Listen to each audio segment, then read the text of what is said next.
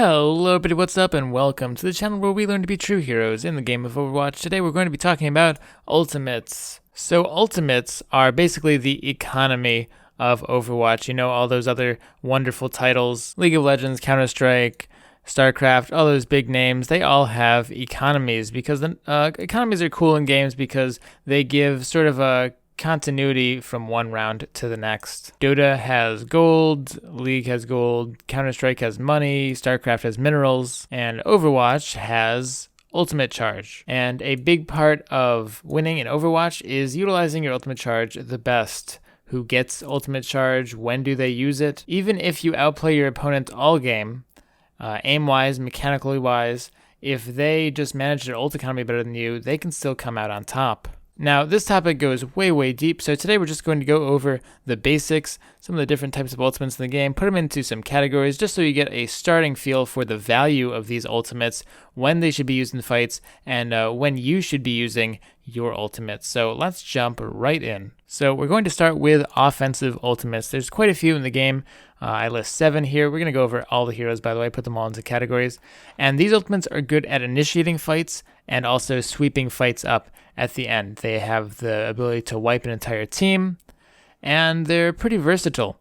They don't have any sort of terribly huge requirements or positioning requirements or mobility issues. You just pop them and go kill people. Not too bad of a deal. Important to note though, but when I say offensive, I don't mean literally when you are attacking. I mean, also, you can use offensive ultimates on defense as well. It's just that they are aggressive. They're used to kill people, so they are offensive ultimates. Now, these abilities would be mad OP and just destroy everything without some sort of counter, especially Zarya ultimate would just be insta-wipe. Reinhardt, if he lands it, insta-wipe. Even something like an Ana would be pretty hard to deal with, or a Reaper. All of these can have the ability to wipe teams, no problem. That's why we have defensive ultimates. Now, these ultimates are meant specifically to stop your team from getting killed. Coincidentally, they're all on support heroes. Go figure. Now remember, all of these are different. Like, all of these ultimates have strengths and weaknesses. For example, Mercy's ultimate is good against everything, but it's risky because, you know, she has to stay alive with when her team dies. Lucio's ultimate is better for going in and getting that big burst to stop burst, and Yada's ultimate is better for just general sustain, but he's obviously disabled during it. So all of these ults have their own little nuances. They're not all the same, but they all fall into the same category. So in this case, we've gone over offensive ultimates and defensive ultimates. Now, most of the game revolves around the usage of these two different types of ultimates. Let's take an example. So Team A, assuming it's used properly, Team A uses a Zarya ultimate. Now, as I said, if it's used properly, chances are Team B is about to get whomped, and there's very little you can do against it. But they can counter it with a defensive ultimate of their own. Let's say, in this case, Zenyatta as the easiest example. So now we've traded out offensive and defensive ultimates. Zenyatta actually winds up having a little bit more utility because he continues to last near the end of it, and we're all peachy. Both teams have utilized their ultimates relatively effectively, so now they are back on even footing. But what if the Zenyatta was a little bit antsy and popped his ultimate earlier in the fight? Well, then Zarya would wait for it to be down, and then she would use her ultimate, and so Zarya's team, as long as they stayed alive, which is not too hard, Zarya's team would wind up winning because Team B had already used their Zenyatta ultimate. So in almost all situations, defensive ultimates should be used exclusively to counter offensive ultimates, because otherwise the offensive ultimates will just kill you. Remember, defensive ultimates don't actually accomplish anything by themselves. Offensive ultimates usually have a way of locking you down or getting better mobility to go and kill you better. So it's hard to run away from offensive ultimates, easy to run away from defensive ultimates. That's why defensive ultimates should only be used after they've committed with some sort of offensive ultimate. Now this gets deeper still, and there's still 3 more categories of ultimates to go, but don't worry, we're gonna speed this right along. But there's still more to do with just these 2. So let's say that Team A now has 2 offensive ultimates. Maybe they have a Genji and a Zarya, and maybe Team B only has their one Zenyatta. So in this case, if the fight started, and this happens a lot in solo queue, where Genji and Zarya ult at the same time, now Zenyatta can counter ult both of them. So you basically just traded one ult for two. Team B, the Zenyatta team, comes out on top. But what if we did a little bit differently? What if Team A initiated the fight with their Zarya, and Genji saved his ultimate? Now, in this case, again, the Zenyatta would have to counter the Zarya, or else his team would die. But now, after that's over, Genji can then ult, and he can sweep up the fight because now there's no more defensive ultimates. In this scenario, if everything plays out properly, Team A winds up winning. So teams should always go in with a game plan for their offensive ultimates.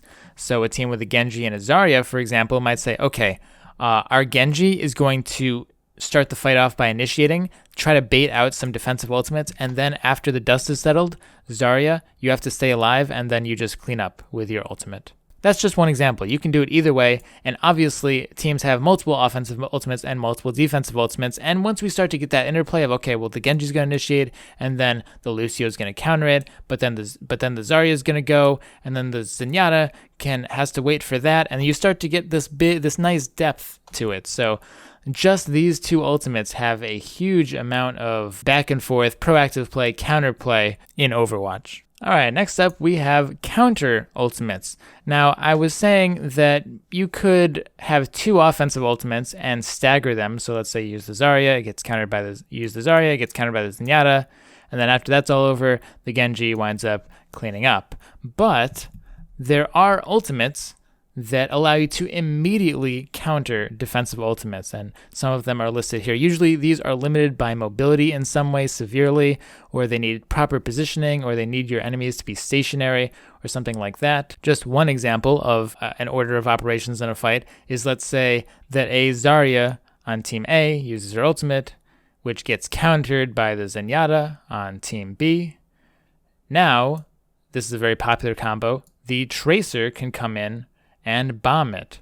So Team A comes out on top. Now, obviously, there are more counters to ultimates than just other ultimates, but these ultimates specifically are very good. And if you're confused about the Pharah, it's because she puts out a ton of DPS, but she's really limited by her positioning, her mobility, and stuff.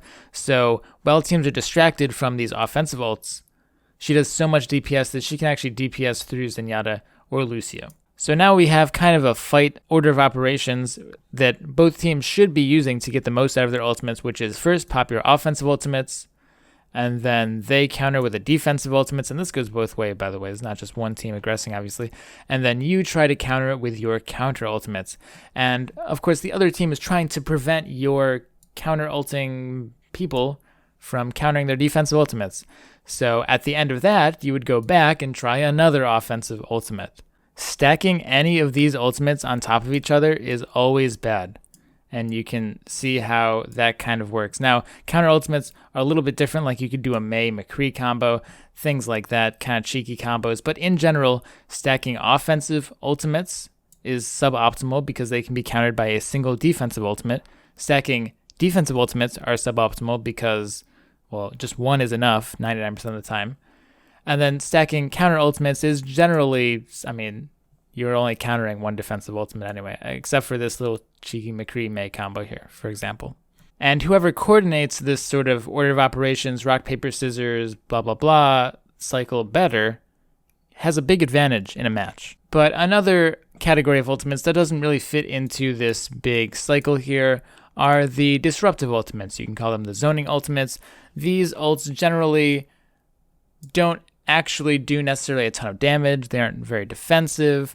They're just not so good in a vacuum if you just look at what they do. But what they do is they zone out large areas of the map and knock people around. So they're kind of position fixers. If your team is in a bad position, you can use a disruptive ultimate to generally get you out of it. Now, a lot of disruptive ultimates can also sort of act as counter ultimates, and some counter ultimates, like Mei in particular is a good example, can act as both as well. But in general, disruptive ultimates are more meant to get your opponent away from an area or to force them to move in a certain way, whereas counter ultimates are generally meant to flat out kill them. Basically, without a tremendous amount of setups, disruptive ultimates are just not reliable enough to be used as like, okay guys, let's go kill him with our Hanzo ult, you know? And lastly, we have ultimates that don't really fit into any of these categories, and I call them bad. They're just bad. These ultimates really don't help kill anybody, they don't help defend anybody, they can't counter or disrupt, they basically don't do anything. And I know Widowmaker's ultimate is good for Widowmaker, and Torbjorn's ultimate is good for Torbjorn, but part of the reason why these heroes are so hard to balance is just because their ults don't really fit into the game. They're kind of bad. Actually, you know what? I'm being too harsh. Let's be nicer. Let's call them utility. There you go. That sounds better. Don't worry. You guys are great. Don't let anyone get you down. Everyone's beautiful on the inside. I hope that you didn't think this video was too simple compared to how long I went on, but I just really wanted to get this very, very clear because understanding how ultimates fit into this game is really, really important to start making good decisions in solo queue. So I hope you enjoyed, hope you learned something, maybe even had a little bit of fun. So good luck in solo queue. Have a great day. Peace out, guys.